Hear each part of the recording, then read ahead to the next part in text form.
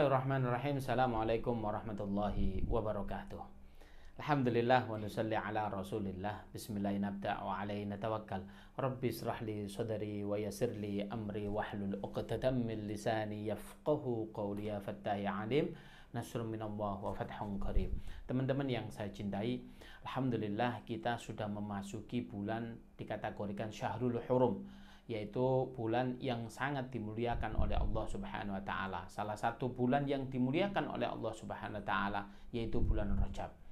Baginda Nabi Muhammad sallallahu alaihi wasallam mengatakan, "Man fariha biduhuli Ramadan, harramallahu jasadahu 'alan niran."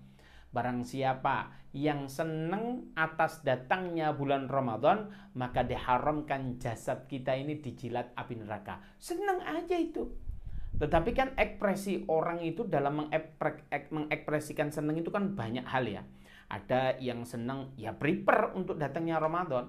Tapi ada juga yang senang tetapi melanggar syariat. Apa? Lah ini contohnya yang melanggar syariat, nabung, beli petasan begitu ya, mercon yang gede, nanti dinyalakan pas orang lagi istirahat. Ini tidak boleh, mengganggu.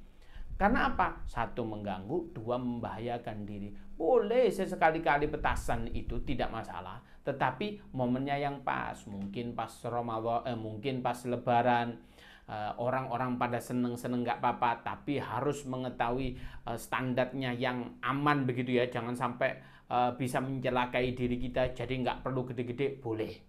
Oleh karena itu senang aja atas masuknya bulan Ramadan, maka diharamkan jasad kita dijilat oleh api neraka. Oleh karena itu jangan sampai diantara kita bilang, loh kok wis Ramadan, ya Allah puasa lagi. Lah ini Anda tidak senang atas datangnya Ramadan, bilangnya, ya Allah lama banget nih Ramadan, kapan sih nyampenya? Sehingga baginda Nabi Muhammad SAW senantiasa bagaimana? Berdoa. Saking hebatnya Ramadan, Rasulullah prepare-nya jauh-jauh hari, persiapannya jauh-jauh hari. Apa doanya? Yang doanya saya dan antum semua sudah hafal. Apa? Allahumma barik lana fi rajabana wa sya'bana wa ballighna Ramadan. Ya Allah, berkahi bulan Rajab kami, berkahi bulan Sya'ban kami. Ya Allah, sampaikan kami pada bulan Ramadan. Kita nggak tahu umur kita itu sampai kapan. Loh, baginda Nabi aja doa semacam itu. Ini menunjukkan pentingnya bulan Ramadan. Bahwasanya 2 bulan sebelum Ramadan itu juga sesuatu bulan yang sangat penting, sehingga Rasulullah minta diberkahi. Sehingga berkahnya bulan Rajab, berkahnya bulan Sya'ban, maka terjadi pada bulan Ramadan itu bagaimana? Ada salah satu ulama namanya Abu Bakar Al-Baihaqi. Beliau berkata apa? Bahwasanya syahrul Rajab, syahrul zara, wa syahrul Sya'ban syahrul syaqa, wa syahrul Ramadan syahrul hasad. Bahwasanya bulan Rajab itu bulan di mana kita menanam. Bahwasanya bulan Sya'ban itu bulan di mana kita memupuk. Di bulan Ramadan itu adalah bulan di mana kita berpanen ria. Maksudnya apa ini? Di bulan Rajab kita adalah menanam amal-amal kita. Di bulan Sya'ban kita merawat amal kita. Di bulan Ramadan kita memanen amal-amal kita. Mungkin nggak sih kita di bulan Ramadan bisa panen amal, sedangkan di bulan Rajab dan di bulan Sya'ban kita tidak menanamnya. Di bulan Sya'ban kita tidak merawatnya. Kayaknya mustahil. Ada nggak sih orang nggak nanam tomat tapi berharap panen tomat? Ya nggak bisa. Oleh karena itu apa? Ayo kita sekarang ini mumpung masih di bulan Rajab, kita menanam sebuah amal. Amal apa? Banyak hal. Jadi hal-hal apa saja yang kita siapkan pada bulan Rajab ini sebelum datangnya bulan Ramadan? Setidaknya ada beberapa hal. Yang pertama adalah jasadi. Jasadi ini secara fisik kita harus mempersiapkan. Kalau di bulan Rajab ini ya kita running sedikit lah, itu bagus.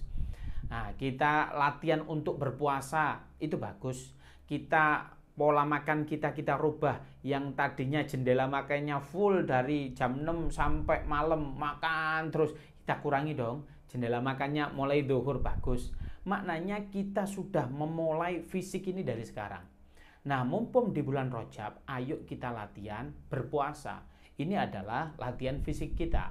Sehingga kalau latihan fisik enak. Ya, itu yang pertama. Yang kedua, apa? Qalbun wa fikrun. Yang kita siapkan itu hati dengan pikiran.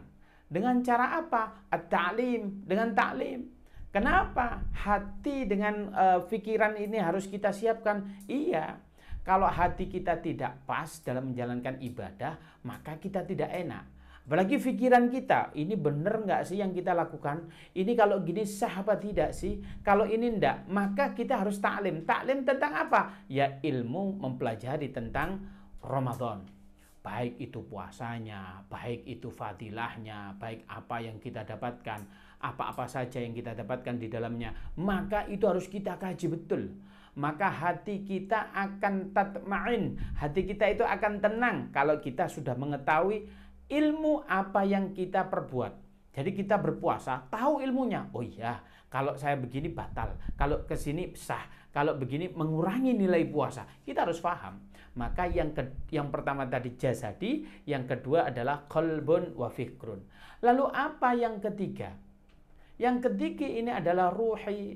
Ruh kita ini harus kita siapkan. Sebab puasa di bulan Ramadan itu adalah ibadah jasadi wa ruhi. Jasad kita berpuasa, betul, ruh kita juga harus berpuasa. Bagaimana ruh kita? Banyak hal. Setidaknya cara kita mempersiapkan ruh kita agar supaya ruh kita hidup pada bulan Rajab ini dan dihidupkan lagi di bulan Sya'ban, dan insya Allah kita akan menyala ruh kita pada bulan Ramadan itu dengan cara apa? Sering-sering zikir. Zikir apa? Sering kita bahas. Afdhalul dzikri la ilaha illallah, bagus. Astaghfirullahaladzim, bagus, karena kita mesti banyak dosa. Yang ketiga, Allahumma sholli ala sayyidina Muhammad, bagus. Makanya banyak zikir itu menjadikan apa? Roh kita hidup. Banyak nih amalan, yang mana amalan-amalan yang diajarkan oleh guru-guru kita perdalam. Sehingga di bulan Ramadan kita sudah beristiqomah melakukan. Zikir apa? Di antaranya membaca Al-Quran, pada saat hari Jumat membaca suratul Kahfi, bagus.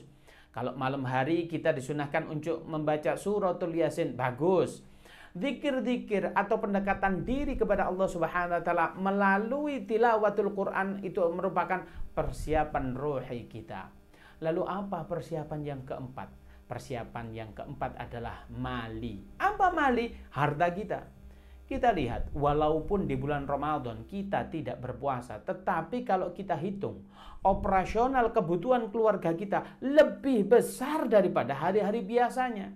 Kalau di hari biasa barangkali kita hanya makan tahu, tempe, oh nyaman. Tapi di bulan Ramadan kita berusaha, nih sahurnya biar enak, nih bukanya biar enak. Apabila nanti di bulan Ramadan kita dituntut untuk bersedekah agar karena keberkahannya di bulan Ramadan luar biasa, maka kita persiapkan uang kita agar supaya kita bisa bersedekah pada bulan Ramadan. Maka keempat hal ini ayo kita siapkan pada bulan Rajab ini.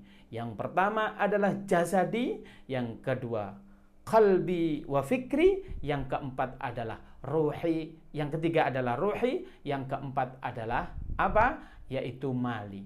Oleh karena itu kalau empat hal ini sudah kita siapkan, fa insyaallah kita dikategorikan apa? Yaitu Allahumma barik lana fi rajabana wa sya'bana wa ballighna Ramadan.